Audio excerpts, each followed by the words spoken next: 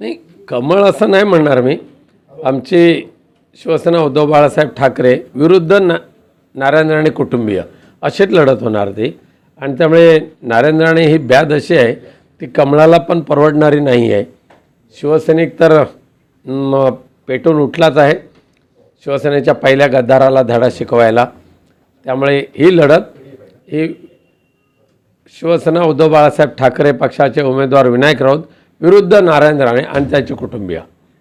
High voltage लढत होईल असं वाटतं तुम्हाला? अजिबात होणार नाही. वन साईड मतदान होऊन ह्या रिझल्ट ज्या वेळेला होईल त्यावेळेला विनायक राऊत यांचा विजय किमान 2.5 लाखाच्या पुढे तर होणारच होणार मताधिक्याने. नारायण राणेचं जोरदार शक्तीप्रदर्शन पाहायला मिळालं.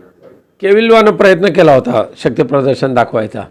त्यामुळे मी पाहिलं इकडून तिकडून ठेकेदारांच्या गाड्या भरून आणल्या होत्या आणि त्याच्यामधले मतदार किती आणि त्यांना फक्त चढवाचढवी करणार किती हे दिसून आलेलं आहे.